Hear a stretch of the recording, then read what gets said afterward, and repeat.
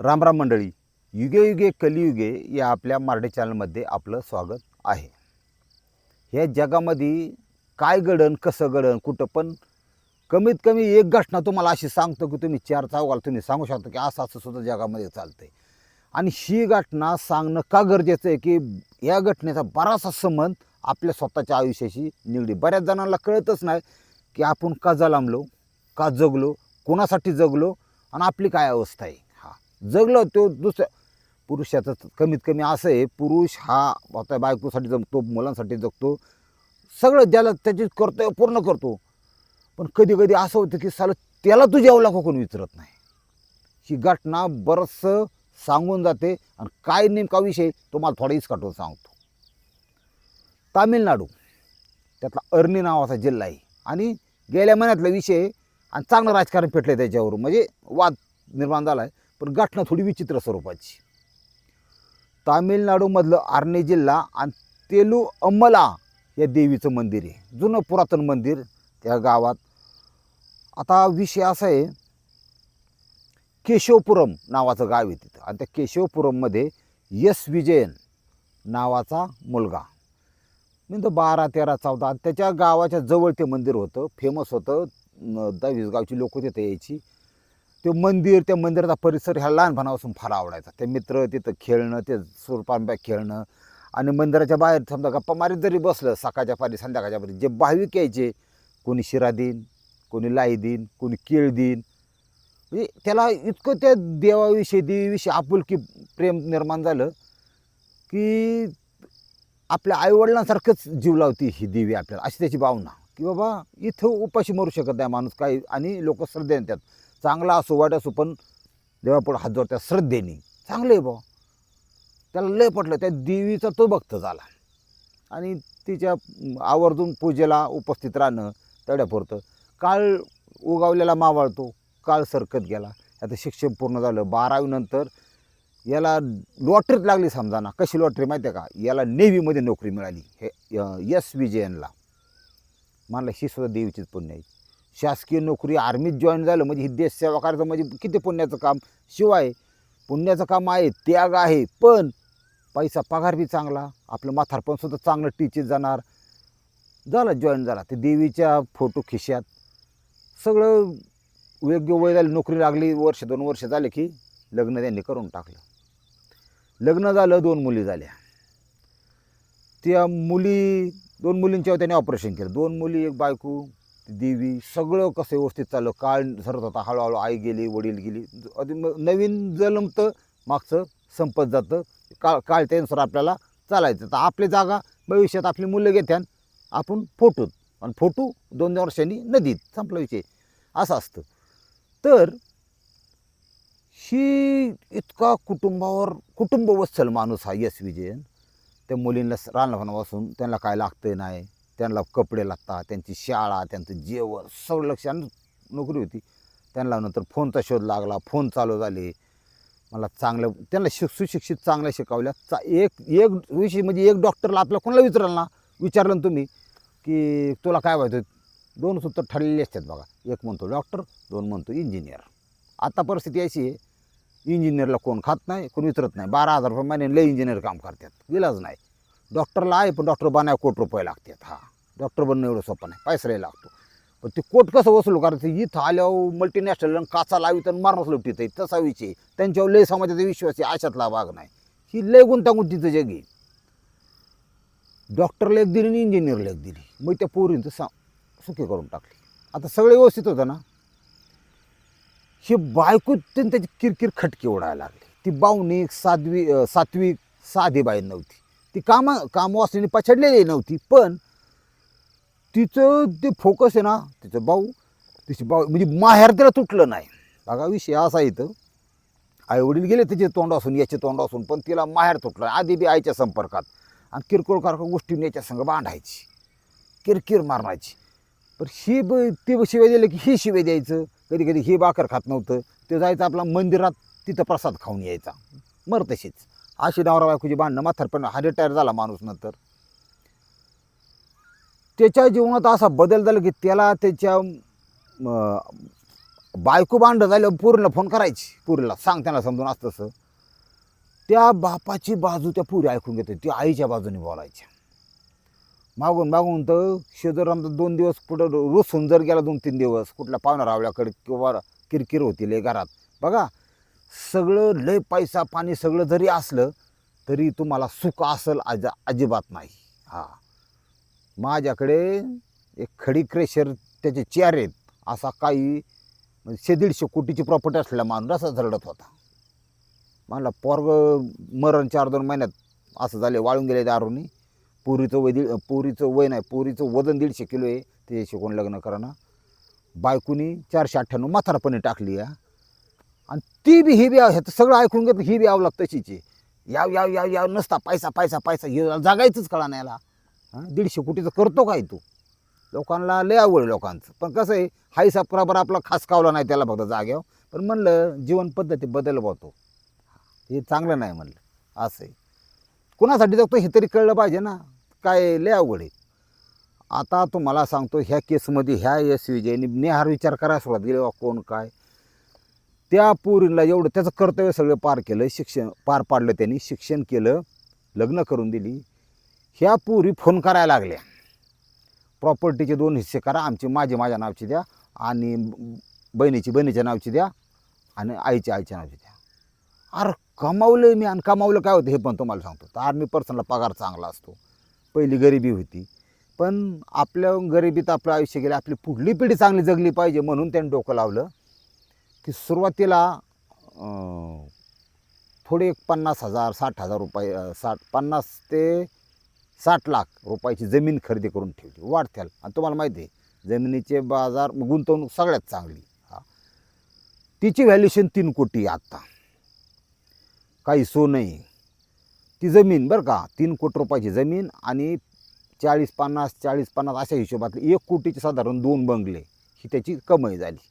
अजूनही काही पैसे स्वतःच्या अकाउंटला आहेत किंवा सोनं आहे थोडं स्वतःचं. त्यांनी अजिबात रुपयाची प्रॉपर्टी कोणाला दिली, सगळं त्याच्या नावचं होतं बघा. आणि ते खरेदी होतं, वडिलार्जित नाही, जेणेकरून बायकून त्याच्या हक्क दाखवायला किंवा इतरांनी हक्क दाखवायला काय विषय नाही, तो त्याच्या संपत्तीचा तो मालक. म्हणला मला ह्या माझं कर्तव्य पार पाडलं. ह्या पुरी शब्दाचा फोन नाही, पप्पा तुम्ही जेवले का, पप्पा बरं आहे का, तब्येत कशी आहे पप्पा, गोळ्या खाता का. म्हातारपणी माणसाला बाहुनेला जास्त किंमत आहे, पैशाला नाही. तुम्हाला सांगतो, कोणी विचारलं ना, ही दुनिया आता अशी निघाली आहे. आमचा भाग तर पश्चिम महाराष्ट्र, पूरने सुरुवात केली आता मस्तपैकी हिस्सा मागायला भावाच्या संपत्तीत. ही अशी दुनिया झाली आता. काही जण तोळ्यात 2 तोळ्यात 5 तोळ्यात ऐकतात, पण काहींनी डायरेक्ट नेमानेमच पाहिजे भाऊ, का एकरच पाहिजे भाऊ, असं चालू झालेलं आहे. काही इलाज नाही त्याला. आणि त्याच्यात खून मारामाऱ्या हे असले पण होतं. काय काय तर इतके सर्किट आहेत भाऊ की देतो, कोणासाठी कमावलं, अपघातात मारितोय लोकांना, असे पण घटना घडलेल्या आहेत. म्हणजे कोण लोक रुपये एकमेकाला देत नाही, रुपयासाठी 100 रुपयासाठी मर्डर होत्यात. आणि एवढी प्रॉपर्टी जायची म्हणल्यावर काही करायला लागले लोक.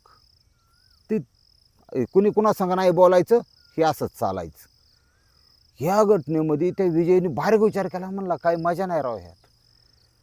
मग त्याला कुठेही तो असला हे केला तरी त्याला एकाच ठिकाणी गेलं की समाधान वाटायचं.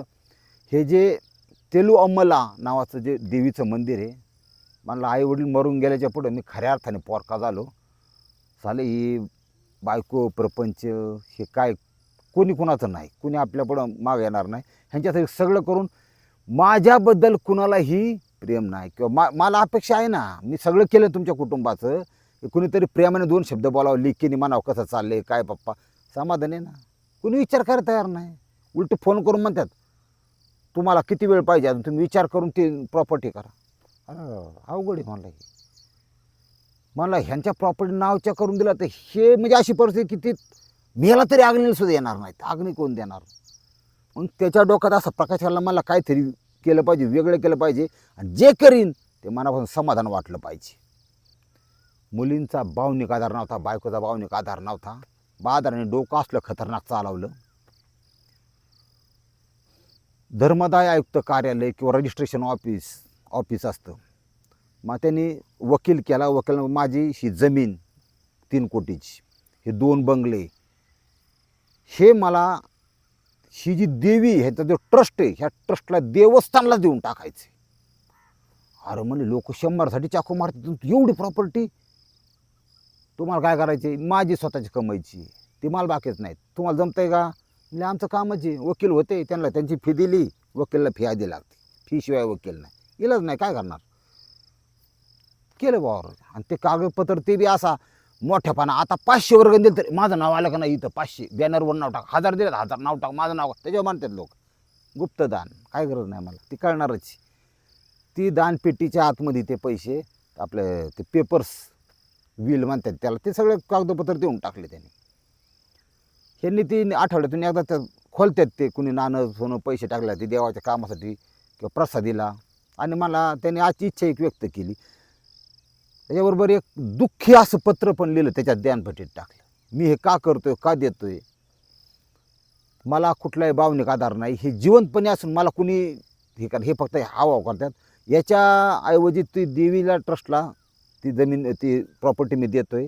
आणि त्यांनी गुळाचा शिरा, वरण, आपण त्यांच्याकडे सांबार म्हणतात किंवा भात, हे जोपर्यंत ती प्रॉपर्टी विकून किंवा पण लोकांना येणाऱ्या भक्तिभावानी चांगला येऊ, पण तिथं भक्तिभाव नम्र अशा लोकांना त्यांना अन्न मिळा म्हणून अन्नदानासाठी देऊन टाकली म्हणला. असा कार्यक्रम मिळेल. त्यांनी विचार निर्णय केला, जेवून द्या म्हणलं, लहान बालकं जेवत्या, चांगला जेवण, वाईट जेवण, पापी जेवण, पुण्यवान जेवण, सगळी पण जेवून द्या, अन्नदान करून टाकलं, पण इथं नको, मला ते समाधान लागायला लागणार, माझं अख्खं आयुष्य यांच्यासाठी घातलं आहे म्हणला. आणि त्यांनी मला तोंड बघून, मी त्यांना तोंड बघू नये. आता विषय काय झाला, ट्रस्टच्या लोकांना ते सापडले पेपर, मला त्यांना खोडं आणलं, 4 कोटीची प्रॉपर्टी अशी आपल्याला, म्हणजे शहानिशा करावं, रजिस्टर ऑफिस येते बदले, म्हणजे ती मंदिर ट्रस्टची, आता त्याचा काही विषय नाही, त्याचं कोणाचं काय काम नाही. जसं ह्या बायकोला आणि पोरींना कळलं आहे, आया लाया कशा अशा तळातळा उडत आहेत अशा तशा 2000 इकडं त्या मंदिर समितीला दम दे, पोलीस स्टेशनला जा, पोलीस स्टेशन म्हणले ती पटकून बाहेर निघायची, थांबायचं नाही, तर हे कायदेशीर इश्यू आहे, काय कुणाविरोधात तक्रार करणार, त्याच्या प्रॉपर्टी त्यांनी करणार, आम्ही तक्रार घेणार नाही. जायला म्हणजे आता अवघड झालं, वकिलाकडे गेले, आपण क्लेम करू शकतो, वकिला ते थोडासा असा विषय असतो, तुम्हाला सांगतो, ते खरं असो खोटं, ते इथून जा ही केस घेऊ शकतात म्हणतच नाही, ती नुसती येऊन द्या म्हणतात, फिकीत द्या, मी करून टाकतो, मी करतो, ते करू नाही तर नाही करू, पण ते यसले तवाच म्हणतात बुवा, म्हणजे पुढच्याला वाटतं हां तू फक्त फी ठरव, मी लगेच करतो, ते आपलं हे करता येईल. आणि वकिलांचं पण चुकत नाही, प्रत्येक कायद्याला काय पळवट आहे, त्या पळवटांचं तर हे माहीत असतं त्यांना, आणि त्याचं ते चालतं व त्या हिशोबाने. मग आता कोर्टात काय हा विषय अजून गेलेला नाही, पण सदर व्यक्ती ही अज्ञात ठिकाणी राहते, काय त्यांच्या हानत्यान बिनत्यान भाऊ ते थोडे म्हणजे राज्यात पण फिरतात आता देवस्थाना इकडं तिकडं, ती दिलं याच्यात बदल नाही. आणि मंदिराचा ट्रस्टने पण एवढे अधिकार संपत्ती मिळल्यावर मग मंदिराचा ट्रस्ट ते का सोडत्यान, ते म्हणले ही रितसर कायदेशीर आम्हाला ट्रस्टची जमीन आहे, आम्हाला त्यातून अन्नदान क्षेत्र चालू करायचं आहे, सदर व्यक्तीच्या मताचा आदर करायचा आहे, तुमचा काही संबंध नाही. तुम्हाला सांगतो त्या पोरींला आणि त्या बायकोला रुपये मिळणार नाही, ही मी गॅरंटी देऊन सांगतो, का तर कष्टाने कमवलेली संपत्ती होती ती. आता हे वेगवेगळे हे करणार, आता बायकोचा अधिकार आमकं काय होईल ती पुढं बघता येईल. पण अशा प्रकारची घटना, मला ही घटना तुम्हाला सांगावंच का वाटलं, की आत्तासुद्धा आपल्या समाजात अशी बरीच लोक आहेत, तुम्हाला सांगतो, की आयुष्यभर रुपया साठवणार, बंगला बांधणार, पोराला जमीन ठेवणार, ही करणार, आणि ते पोरं कधी ऐकतं कधी नाही ऐकत, पण येणार. आता तुम्हाला खरं गोष्ट सांगू का, तुमचा म्हातारपणाचा आधार तुमची बायको नाही, बायको काय कधी अर्ध्या आयुष्यात जाऊ शकते किंवा काय, किंवा ती तुमच्यासाठी दुर्बल असू शकते, तुमची बायको नाही, तुमचा मुलगा नाही, तुमचा म्हातारपणाचा आधार तुमची मुलगीसुद्धा नाही, तुमचा म्हातारपणाचा आधार तुमची सूनबाई. सुनेला लेख समजा तर पुढचा मेळ आहे भाऊ व्यवस्थित. काय करायचे सुनेसाठी करा भविष्यात, ती नांदन भाऊ कमीत कमी, बाई नांद, पोरं बिरं बघ आपलं, आणि आम्हाला सुखान जाऊन दे, घासकोट का आम्हाला दे, तू खा भाऊ, बस बाकी काय नाही, सुनबाईला सांभाळा. पण बायकोचं ऐकून सुनेला का त्रास दिला, तुमचं वाटलं, तुम्ही मंदिरातच दिवसभर. मग हा रातचं राहिलेलं शिळं चावत नाही म्हणून पाणी ओतून भिजल्यानंतर खाणारे लोकांचे फोन आहेत मला आज, आणि आयुष्य घालवले मुलांसाठी. फार समाज स्पीडने बदलतोय, तुम्ही पण बदला.